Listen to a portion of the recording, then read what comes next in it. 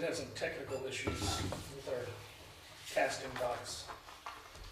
During our work session a couple weeks ago, recorded 9 minutes and then decided it was done. But Is that then your it vacation memories? worked fine. So we are live whenever you all are ready. Places that I have been in the last couple of years. All right, give me just a second, please. Take your time.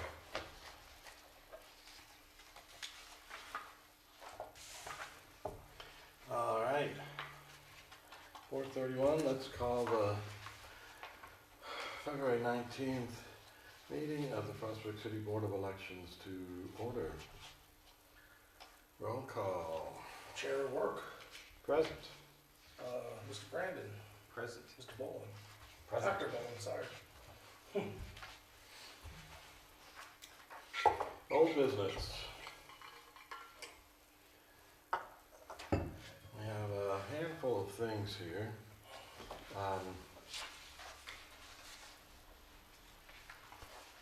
Let's rearrange the order just a little bit here. That's fine. And let's do the standard operating procedures first. Sure. So that is in your packet. I can bring it up on the screen as well, if you prefer. I did get some clarifications on the process of how they counted last year, and then some of the details that aren't necessarily explicitly spelled out in here, so we can talk about some of that as well. Okay.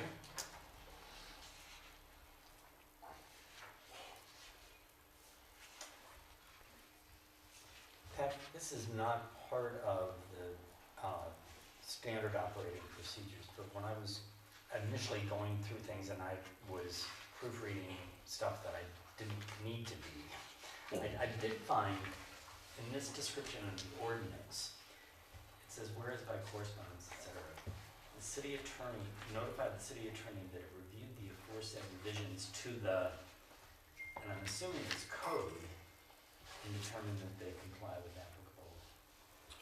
Yeah, I'm sure that's what it is, but I'll have to go back and look at that. Do you want me to just, No, that ordinance 22, no, I can make note of that now. I can try and find it. and then I realized, oh, wait, I don't need to be proofreading this, so I quit, so. Yeah, fair enough. But, Fair enough. did see that and thought maybe it would be helpful to. Yeah. Okay. Standard operating procedures, questions or comments?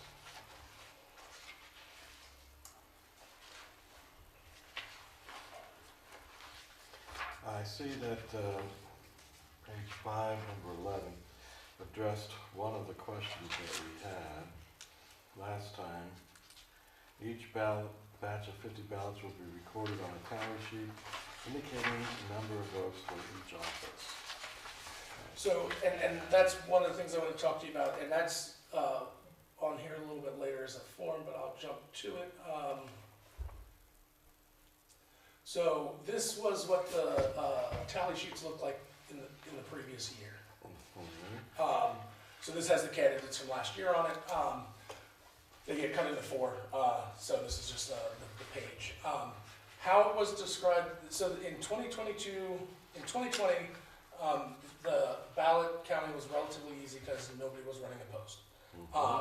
So it was more about just counting, which was easy. 2022, there was a couple, I think it was maybe just one that was opposed. And the way that they did the counting was they basically went through for each of the races. So you had that pile of ballots, they went through and said, okay, this one was for example, the mayor was contested, so this one was for Mayor Flanagan, Mayor Logston. And they went through and they did it that way, and they used, these forms weren't available yet, but they used, tallied them that way.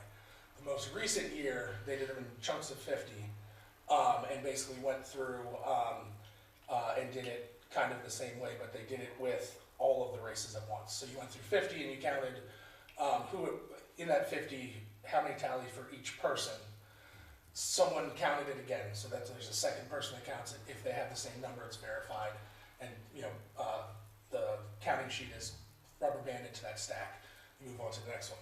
The reason that they chose 50 was at one point they were doing 100 or trying to do 200, and if there was a conflict, you're then recounting 200 instead of just 50. Right.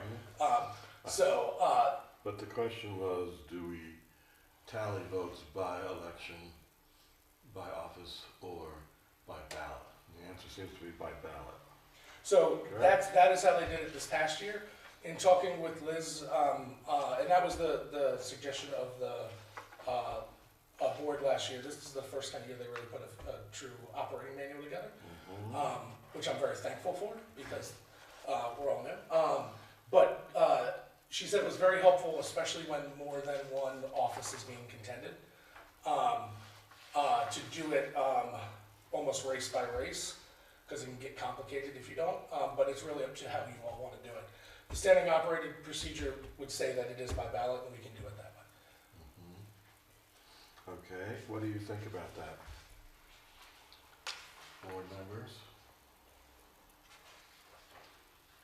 In other words, we open up a ballot, and it has a check mark for Todd for mayor, it has one for Nina, it has one for blah blah, one for blah blah blah.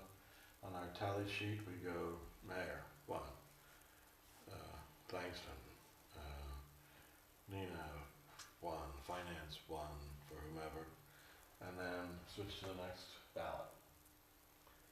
As opposed to take all 51 at a time, mayor, flip the page, next mayor, next mayor, next mayor, back to the beginning, finance, finance, finance. Is there any reason to look at a ballot as many times as we would be looking at it? Unless we changed it, because as I understand it, so John, what is your recommendation? To do it by ballot. Okay, that's what I was thinking. The ballot comes in front of us with 4 votes, 4 offices. Right. And then, And we deal with that ballot and then we're done with that ballot. It's more efficient. So the way, the other way, There must have been a rationale for and, why. and what it was is, so when you're doing it that way, you're tallying things, and tallies can sometimes not be, people aren't as clear, you have to go back and count them and things like that. The way that they did it in 2022, it sounds like they took a stack of 50, they looked at all the ballots and they made a pile. These had Mayor Logston on it, these had Mayor Flanagan on it. So that they could actually, once they split up that 50, they could count them, and they knew it was 27, and count this one, and they knew it was 30 or whatever it was. Then they put them back together in that pile and do how many were for, so for Commissioner Carter. And they would know that, some people just don't vote for certain offices. So maybe of the 50, Commissioner Carter got 47 and 3 were blank. So it just, for some people, it's easier to count that way than doing one where you're like, okay, one here, one here, one here, and then adding them up at the end. So I think that was the difference between the two. So you do go through the ballots a lot more, but it depends on what your preference is. You don't have to actually use tally marks that way because you're kind of making 2 piles. You count them, it equals 50, that kind of thing. So, well, or it might be 3 piles if nobody voted. So, but again, anyway's fine. But no matter how we did it, we would do it in groups of 50, so that we at least kind of keep them together as far as that goes. Yeah, that would be, I guess, that would make sense in that you're still dealing with just one look at that ballot, but in terms of identifying errors, so you could actually have a tally sheet for each bundle of 50. And that But is, you wouldn't have to look at that ballot more than once. The way Patrick just described, we'd be looking at it once for each office. Right. 4 Yeah. times. and that's the difference. As opposed to once with a running tally. And then, But you could break up that running tally in groups of 50. You still wouldn't be looking at the ballot again, but you would have a chance to confirm the count Either way, each approach, we would operate on batches of 50. Yeah. Yeah. So at no point, we either go through 50 ballots once and keep track of 4 races, or we go through 5 races, but yeah. 5 races, or we go through 50 ballots 5 times. Right. Yeah. That's the And I difference. would suggest what you're proposing. And that's what's Would in, be more in the manual efficient. as well. Yeah. Yeah. And that's okay. Okay. Another question I had, also on item 11, but page 6.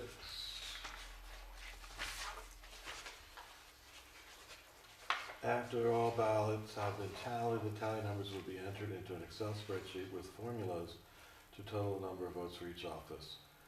Who keeps that? I will.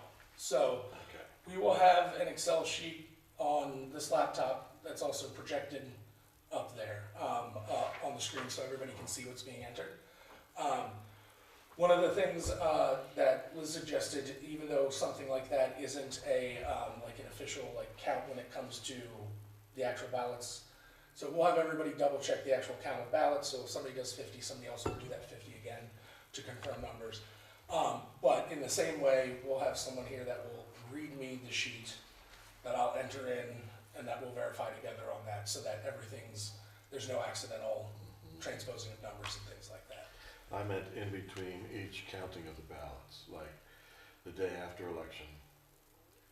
Any day we come in subsequent to that, until the final ballot is counted.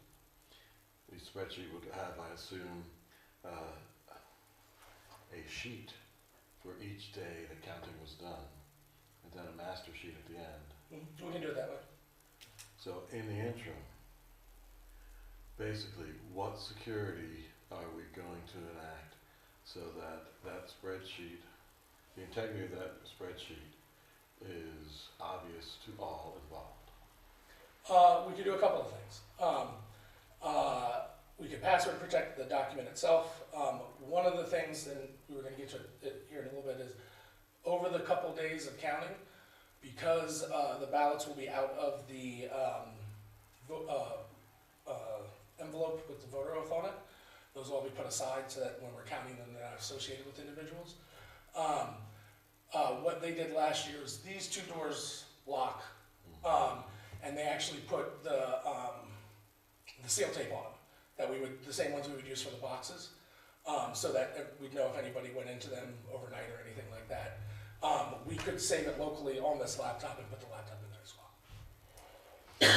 How about we We can make a copy too, so we can always compare it to something as well. we do a hard copy that is signed off on by at least 2 members of the board, and that's stored in a secure We can location. do that as well. And then we could print whatever we have at the end of the day, print a copy of it, and have That people way sign it off on it. has a signature that's more difficult to tamper with. That's fine. If we're all 3 here, we can all sign off on it, that we agree to whatever, doesn't matter. So we have the proverbial paper trail of the tally as well, from day to day. Just assuming we're gonna have to count more than just first day and last day, that interim. But at the very least, there is a period of, after the initial election, when mail-in ballots come in, and towards the end of the week, so there'll definitely be at least 2. We can, no, we can absolutely do that. We can also, assuming there's going to be maybe 2,500 votes, which is some of the higher numbers, you're looking at 50 or so of those tally sheets if we do them by 50s. So once everything's in the Excel sheet, we can also run through them again, compare the numbers, one by one. We could even put on the tally sheet, like which row in the Excel sheet we typed it into. So we can go back through and just double check it at the end, once we have everything before we do the final process. Okay. What do you think about the concept of a paper trail to secure the tally sheet on Excel in between the first counting and the final counting? Board members? Sounds good. Makes sense.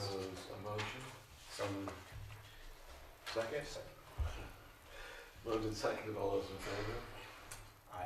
For clarification, we just voted to amend the operating procedures, particularly item 11 on canvas of the vote, to include a new requirement that at the end of any day's vote counting, the record stored in the Excel spreadsheet for the tally for that day be printed out, physically signed off on by at least 2 board members, and stored in a safe location until the board reconvenes to do another canvassing. About a secured location. Just, In a secured location. I will accept that as a friendly amendment. yes, it was intended to be friendly. All right. I have one last, sorry. No, go ahead. I've got just a question on number 15. Well, yours comes before mine then. So And it's just to clarify for me, I don't know that it needs to be, like, when you say initial canvas, that is the canvas done on election day. Yes. Okay. And I can Do we clarify need- that if you'd like. Yeah, just, Well, I should clarify, I believe that what they consider the initial canvass is when all the ballots that were here and able to be counted were completed. So it may be the day after election day if we don't get through the counting, okay. but it's the initial before any of the mail-in ballots that are allowed to come in 4 or 5 days longer. I believe that's. Maybe just in whatever words that you think makes sense, Patrick, we may just want to Clarify clarify that. what we're referring to there.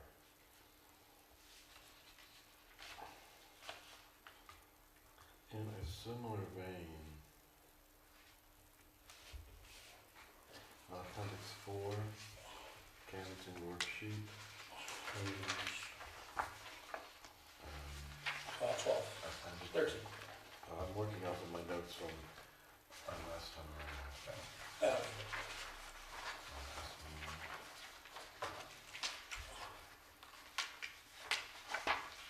so appendix 4, you said? Yeah. Yes.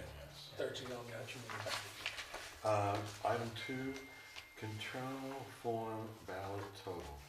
I'm not sure what the reference to control form is. Oh, so, I believe I have it in here now.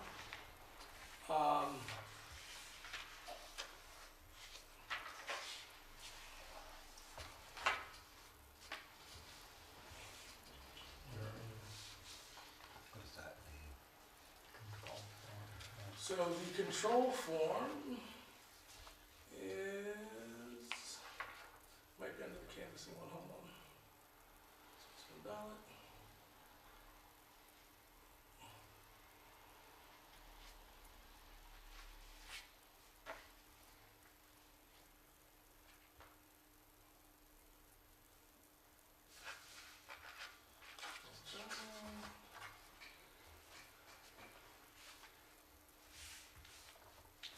Here you go, control of ballots received by mail. So these are, there's one, this is the one for the, anything that we put into ballot boxes. So,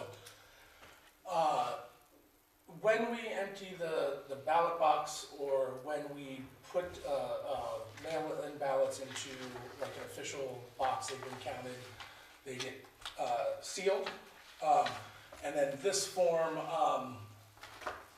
is filled out. And what it is so it would have the tamper tape number on it because it's all numbered and barcoded, so that nobody can cut it and then put new ones on, things like that. So there's a count when it goes into the box, and when we open them to count them on election day, there's a count when they come out, to ensure that the same number that went into the box is what's coming out, so that it wasn't tampered with. So if my understanding, that's the control form that they're referring to. There's also one specifically for received by mail. So the date they're placed in storage, who counted it, and the observer. And we can alter these forms however we need. I would just add, if we're going to reference it in the process, the language should be consistent on the form itself. Okay, so you want me to add the word control to the one for the tamper tape as well? If that's what's being referenced here, then yes. Okay, and I'll, If they're referencing both of them, then yes. okay.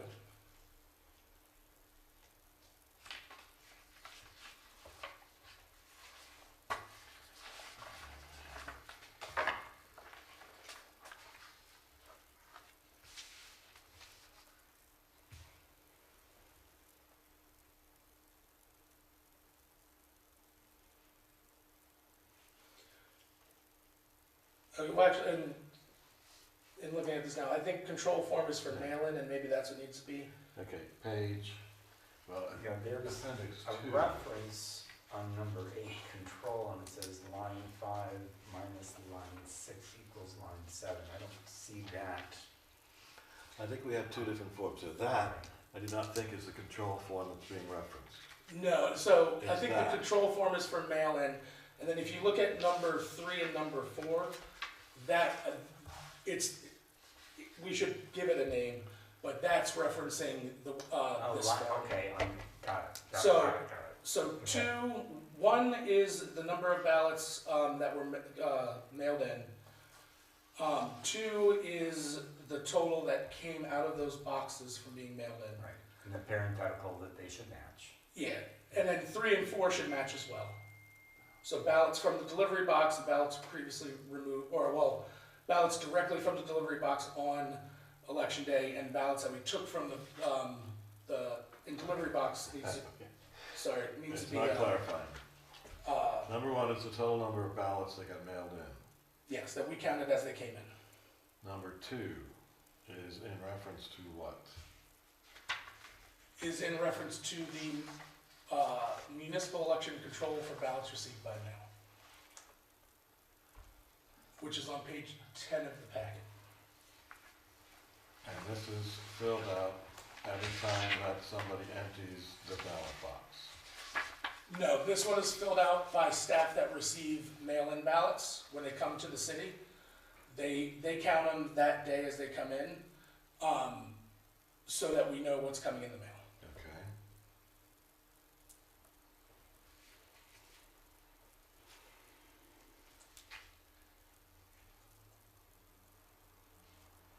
Ballots from delivery box. So delivery box, I believe, should really say ballot box. Yeah. It's for people that deliver their ballots directly, but, so, ballots from the ballot box, Ballot drop-off box. ballot drop-off box? Yeah.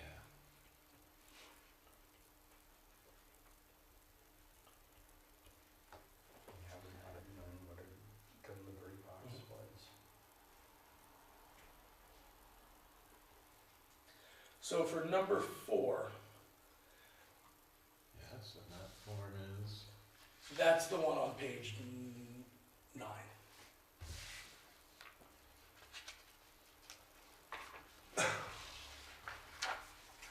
And it will be multiple ones of those forms depending on how many times we have to empty the ballot box.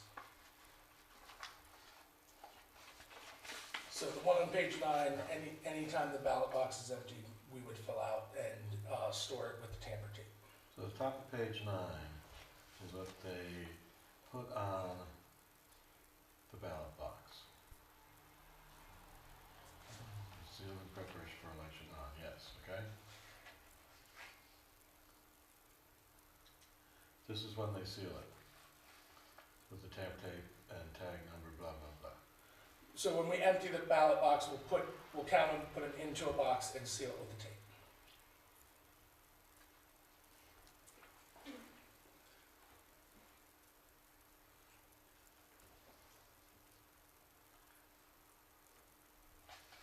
When a ballot delivery box is something, then the drop-off box. The drop-off I'm box. sorry, I'm reading from a distance, let me pull it up from here, my eyes are not as great as I wish they were. Yeah, I'm more confused now than with me. Review this. That's fine.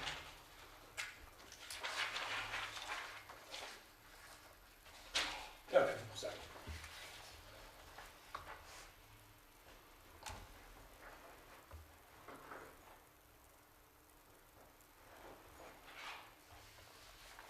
Oh, yeah, so, sorry, this is this is showing that when we take things out of the ballot box, that it was not tampered with in the meantime. Sorry, this is a different form, I thought. All right. Let's start labeling these. Apparently it's time for the contracts.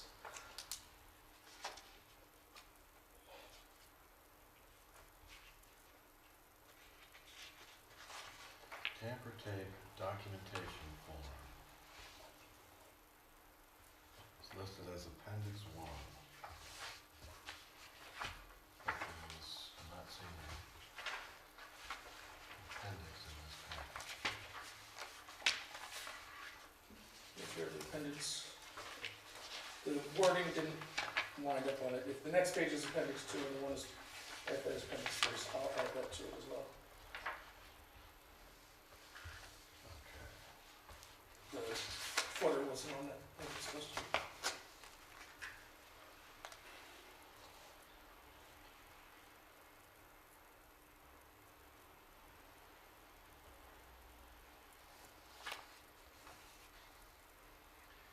Right, this one seems to be a one-shot deal.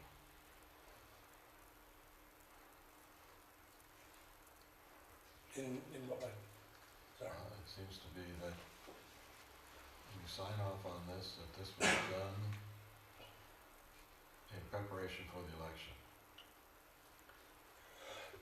And if we never have to empty the ballot box until the election, then yes, it would just be once. And what goes into this box?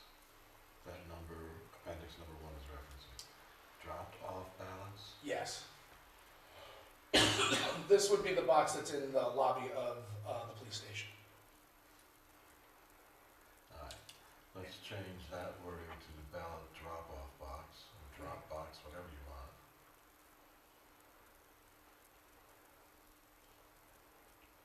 And then below it,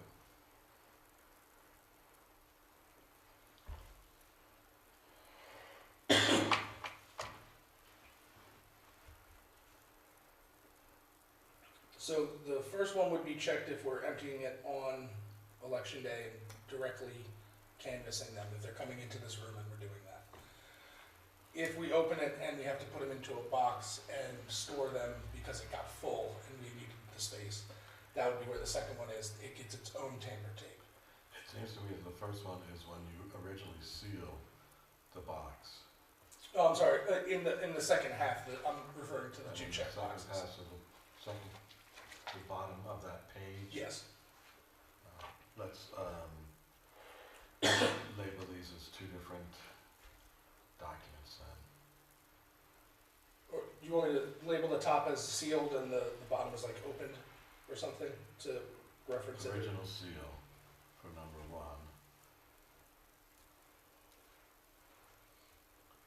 Let's see. On the canvassing worksheet, page 13, there's a reference to the ballots secured in a tote.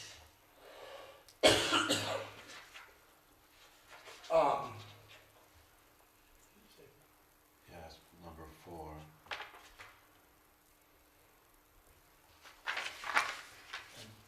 I'm here. Yeah, and on here, it says container, but I think it's referring to the same thing, so I think it's just some consistency with, language. What number was it on 13? Number 4. Yeah, so number 4 is if at any point we open up the ballot drop box from the police station to take ballots out of it and they're not going directly to canvassing, so they have to be stored for a little while. They go into, it says container on this, it says tote there, I'll get that sorted. But they go into something that we put tamper tape on so that we know that nobody opens it. They get locked up in the closet. And they're not touched until we go to canvas. So the number 3 on page 13 is the ones that on election day, we go to the drop-off box, open it, pull them out, come directly here with them. Those are the ballots from the delivery drop box. You could, because of full ballot boxes, you could have others that had been secured. And that would be what number 4 is. And this page is anytime you have to put a new seal on it and what you did with the ballots when you opened the seal, whether they came directly to canvassing or went into storage. All right, let's, what about we take the document reference in Appendix 1 and refer to it as ballot processing Form 1. Could I suggest ballot drop box processing Form 1? Well, because then the next one down below is also a ballot box processing. Oh, I see what you're saying. So then that becomes ballot processing Form 2, and they all have the same preliminary ballot processing Form 1, Form 2, and then the next page, Appendix 2, ballot processing Form 3,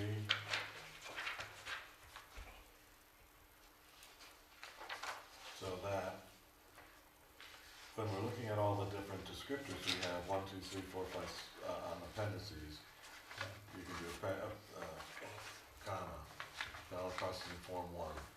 No more confusion in the future as to which one we're looking at, That's fair. because they're all identified roughly, I'm imagining, in the sequential order that we would be using. The one suggestion I would either make, and then we can decide to do this, I believe the reason that these are on the same page is because the tamper tape that we put on here and seal it, when we open it, this is the result of that. So I think we could do 1 and 2, like sections 1 and 2 or Form 1 and 2, but they should be on the same page, I think, was the purpose of it. So we lock up the box, we seal it. If we opened this tamper tape number, this is what we did with those things that were in the box when we opened that tamper tape number, and we put a new tamper tape number either on the box they went in. The reason I recommend it's 2 different forms because there's a great possibility that Form 2 is never used. Form 2 may only be used once, where we would just check the first box. On the day that we actually go. Yes. into it. So it's not needed until such time as we open it up. Yeah, and maybe, So one is closing, sealing, preparation for, and the second one is opening and either accessing for count or storage. yes, So I understand the reason behind it, but I think that because of the function they serve, it would be more clear that's fine. for future reference if we separate them into forms based on tasks. That's fine. And they will have the same tamper tape number on them, so they can be matched up if need be. That's fine.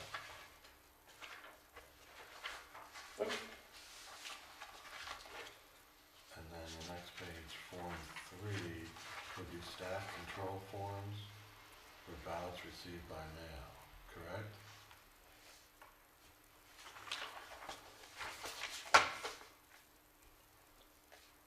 Appendix 2, 3 number dollars. Yes. It is their swearing off that the number that they received by mail is true. I have no questions with the election board oath. I didn't see the voter oath. I've signed it many, many times in the last 30 years, but It I is, don't know what it says. if you continue on, so I updated some of the forms with your names on it and new dates, but I'll have to change them again before we vote on them because we're going to amend them. But if you go to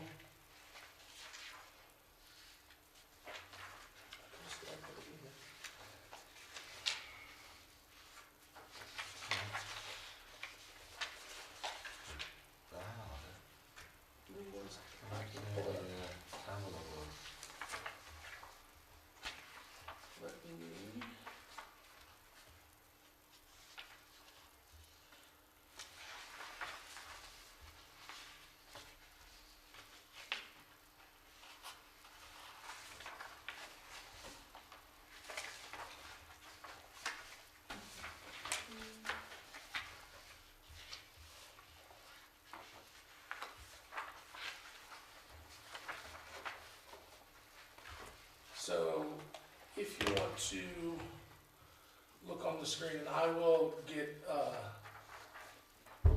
I'm sorry, I thought this might have been the packet, for some reason it didn't. So these voter instructions will go out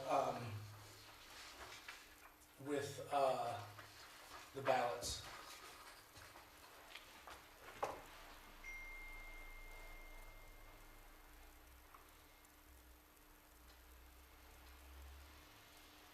And this is all from last year, just with updated dates so far, so.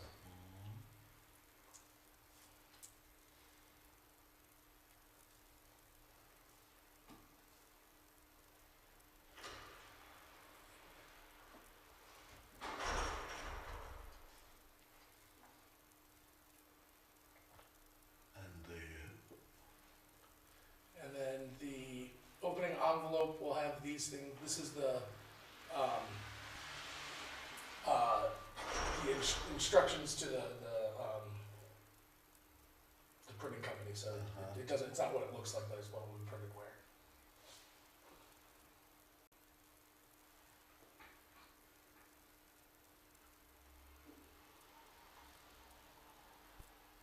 There it is. And then those of the voter, yeah. Then there's also an area for someone that assisted.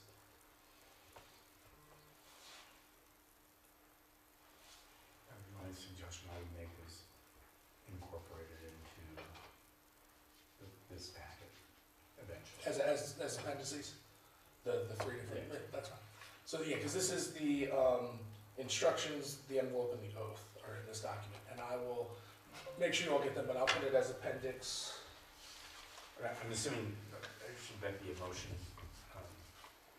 That's procedural, it Okay. has nothing to actually do with what we're going to, how we're going to affect anything. Yeah. It's No, just that's for our fine. information, it's like, what's gonna be on the next agenda type things, it doesn't require a motion. But you have, But I concur. alright, so That would be appendices useful. 5, 6, and 7.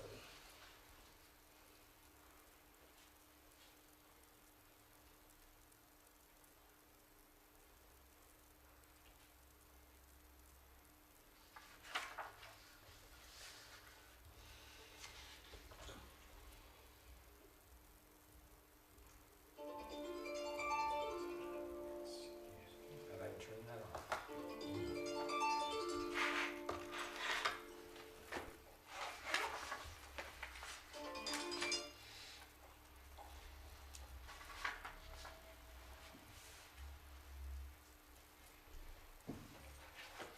Thanks for the reminder. Like, the actual canvassing worksheet, I don't have any particular issues with. The language what was bothering me, I could not follow where. And I'll go through it and make sure everything we talked about, the phrasing matches up, and there's nothing that's overly similar. If there's anything else I catch on, I'll make sure you know.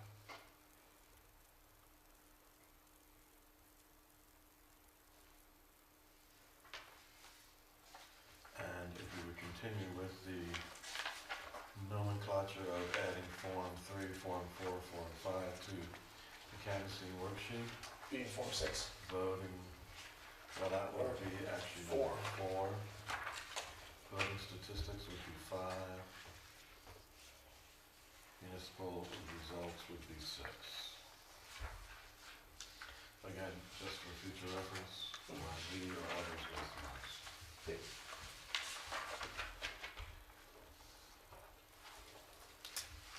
Okay. Other questions or comments on the standard operating procedures? Any recommendations that we haven't covered? Anything, Patrick, we should be aware of that was brought to your attention and? The one thing I'd have you just look at is on page 7 of today's packet is ballot disqualifications.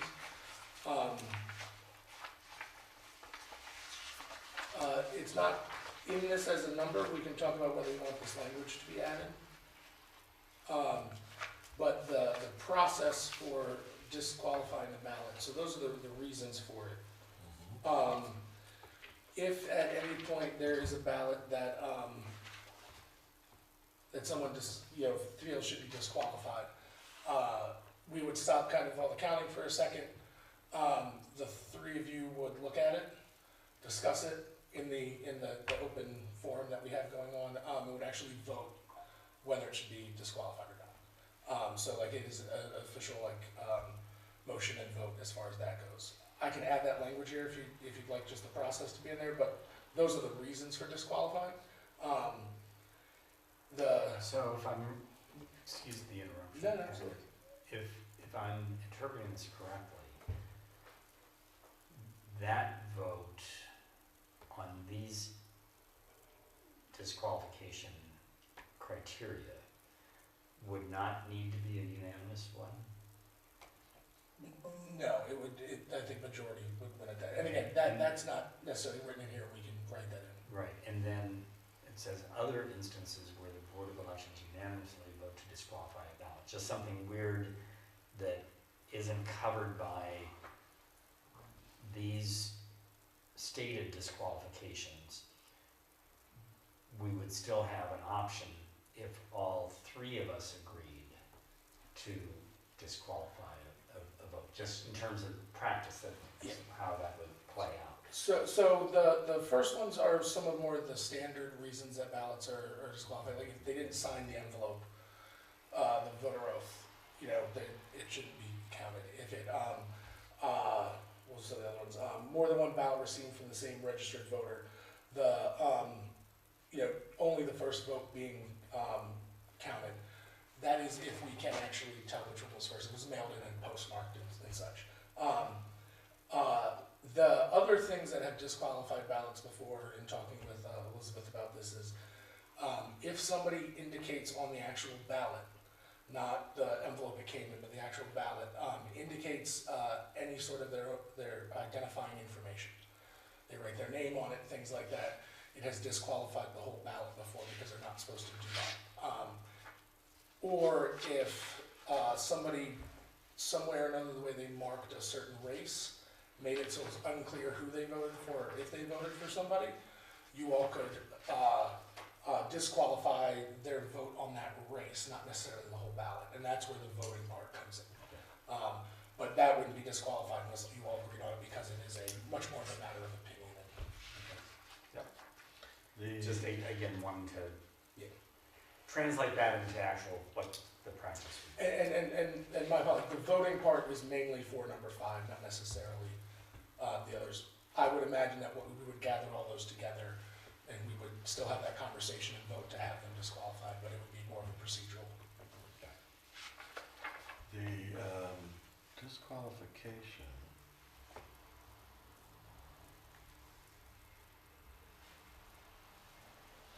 Yeah, that is actually covered here, Patrick, in number 4. Ballot was marked in a conspicuous manner that would allow the voter to identify their ballot.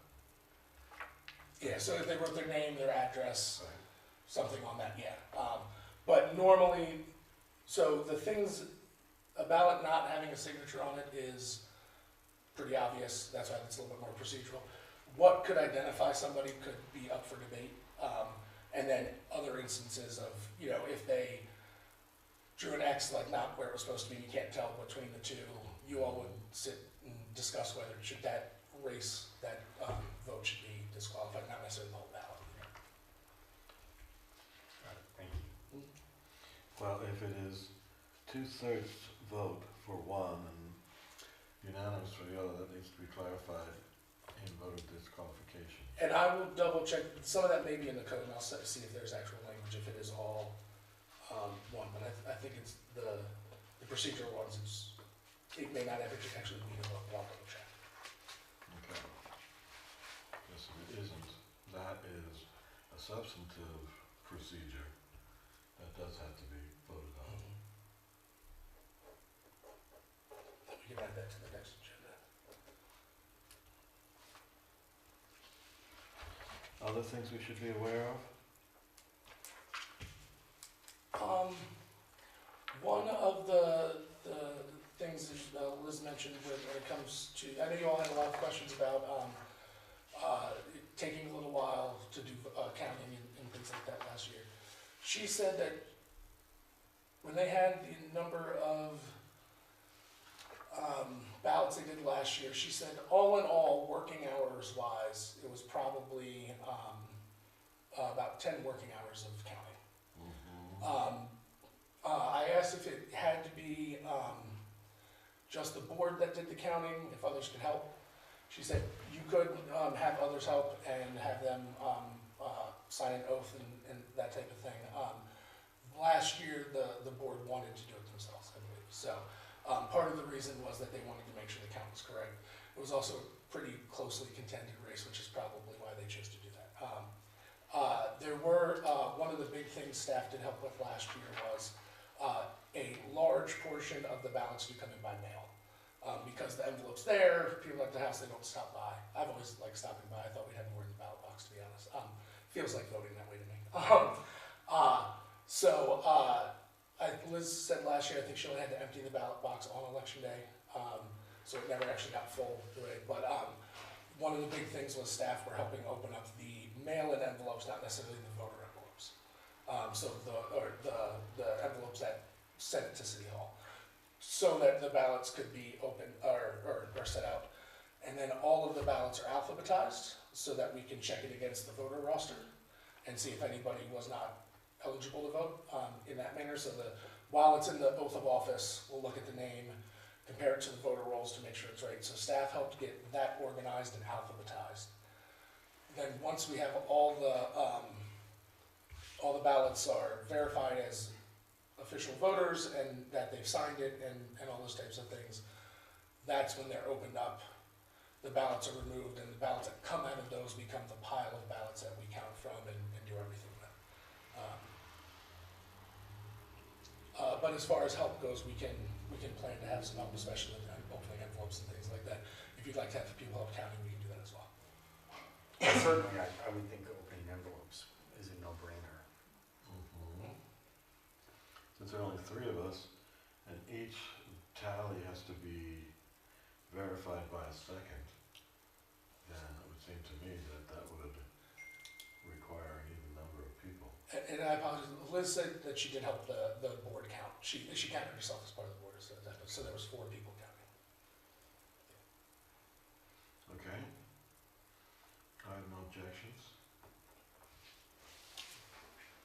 All right. Other things about the procedures?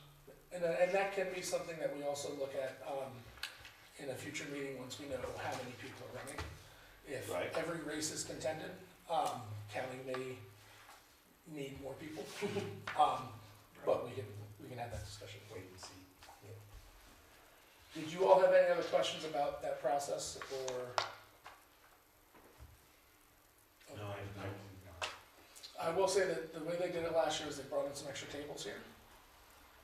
So that people are opening envelopes on this one, alphabetizing ballots on this one, however we want to set that up. We can alter this room however we want to. We will be live during the whole thing to YouTube, and people can come in and watch, but they'll watch from the seating area. We can create a separation if you feel we need to. People that came in and watched, some people like to pop their head in, just kind of see how it was going. A couple people sat and watched. But I don't expect that it would be a full crowd. So if we need to remove a couple rows of chairs, we can do that to organize ourselves better. All right, we will table the operating procedures, vote for next time, as we have proposed some amendments to it. So that brings us back to BOE member on-site activities. Item A. So we had talked about a little bit of a schedule for meeting when it came to compared to the Ethics Commission, looking over the forms, because once they do that, we can then verify them for the ballot. We did meet with the Ethics Commission last week. Timing was not perfect when it came to the election, so I was hoping they'd be able to meet maybe the 21st. They can meet on the 25th as a group, where they'll all be there, which is a Thursday, and they're going to meet at 4 o'clock. So it is up to you all if you want to. We can meet that day. Theirs will probably take an hour, maybe an hour and a half at most. I can reach out to Jesse to see how long it took last year to get an idea, and we can schedule this meeting right after it, since we've been meeting at 4:30 on Thursdays. Okay, I'm sorry, what meeting are we talking about here?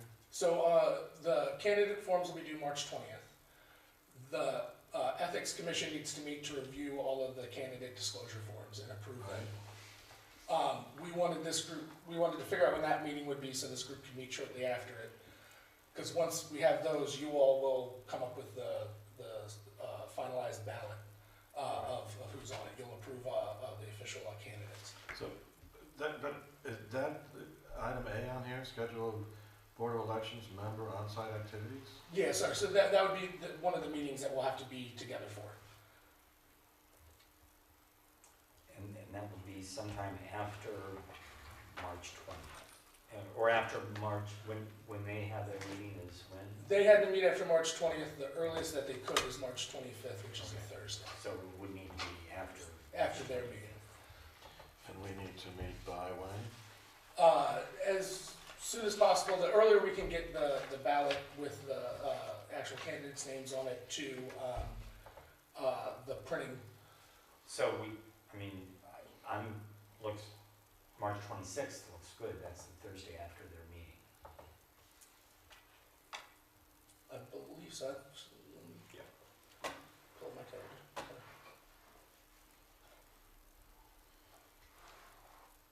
I have two different computers up.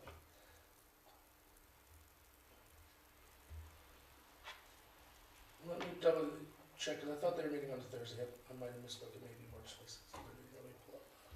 So this is a meeting, We'll check with that. Yeah. once the Ethics Committee meets and vets the candidates, we need to do what? Finalize the ballot. Sorry, yeah, Thursday the 26th. I'm sorry if I said the 25th. Okay. But they are meeting at 4 p.m. So we can still meet that day, just after. It would just have to be after, yeah. So instead of 4:30, it might be 5 or 5:30. I would have to get in touch with get back in touch with Jesse and ask him how long it normally takes for them to review those types of forms, assuming that there's maybe 7 or 8 candidates. If that's all right with you, I think originally we were hoping to meet either that day or maybe the Tuesday or something. So it would be later in the week at the earliest.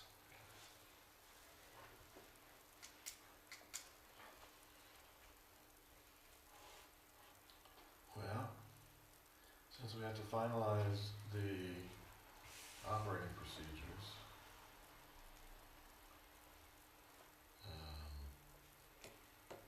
I'm wondering if we're going to meet before then.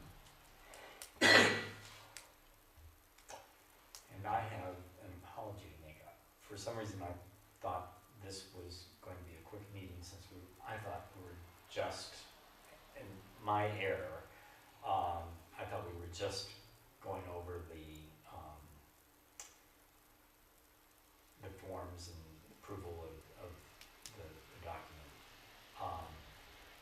I got something else at 5:30, so if there's anything that is particularly, and again, I won't do this again.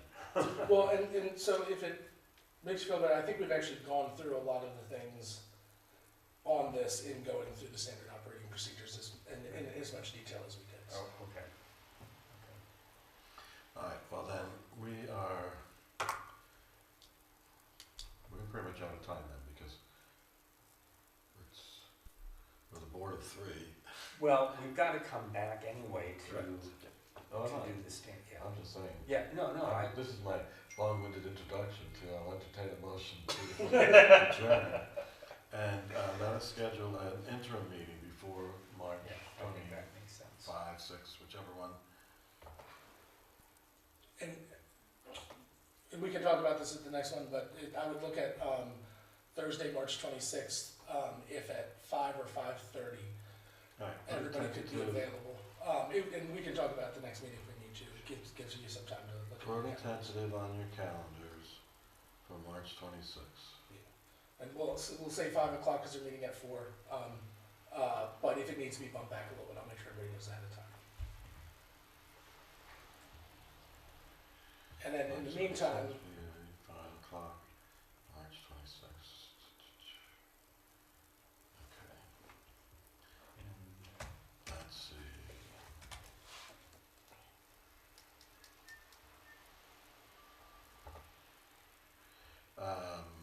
March 26th, right? Thursday, yes. Let us meet to finish up this agenda in the next 3 weeks. Last week, let's say either the 5th or the 12th of March, would that be acceptable? That works for me. So what date again? Thursday, either March 5 or March 12.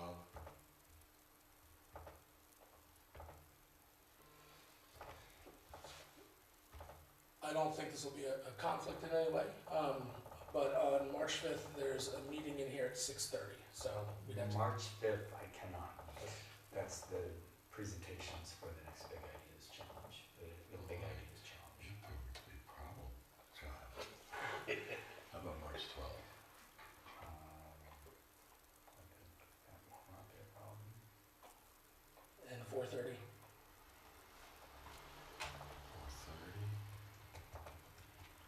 March 12.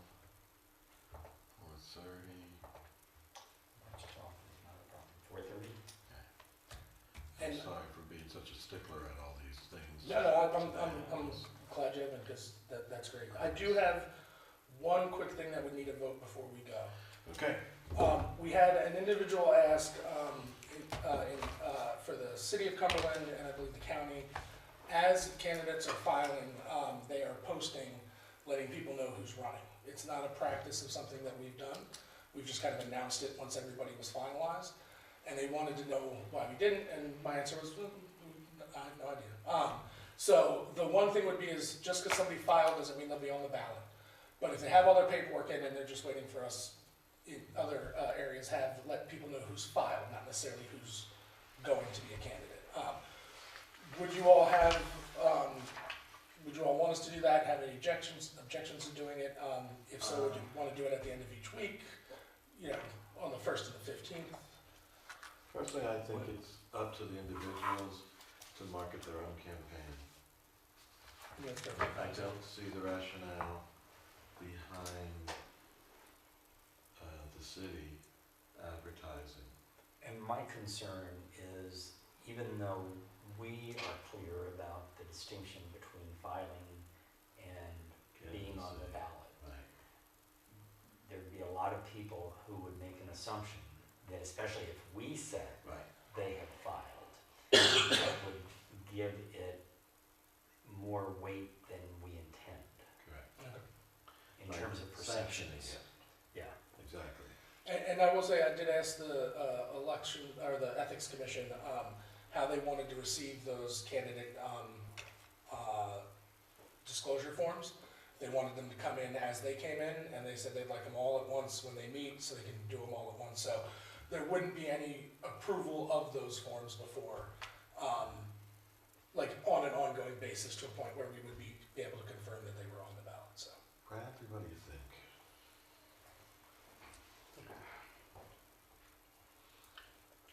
Some, neither here nor there. Yeah, I mean, Okay.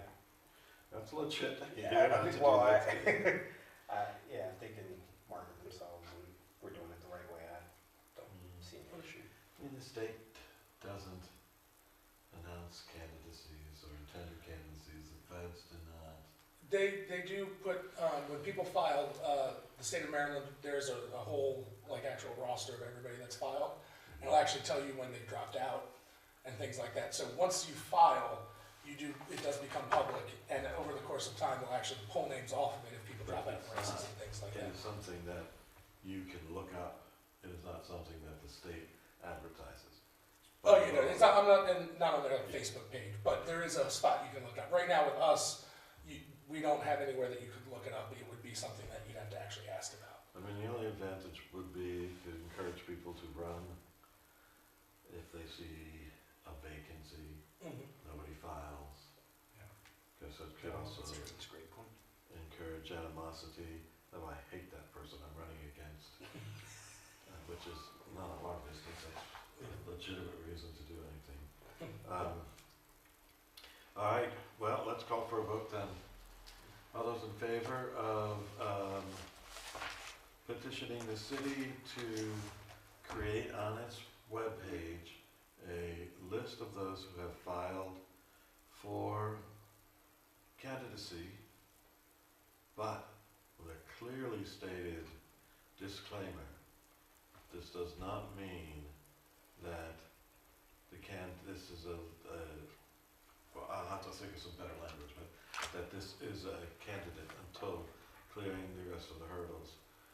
All those in The favor? appearance of names as having filed for candidacy does not guarantee that they will be on the ballot, or words to that effect, yeah.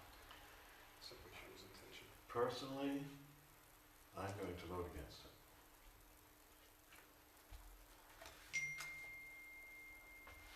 But the two of you have to vote as well.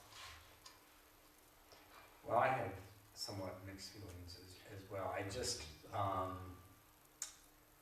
but I think, John, I'm gonna join you in voting against it. I just don't think it's needed, and we're creating work for folks that is not necessary.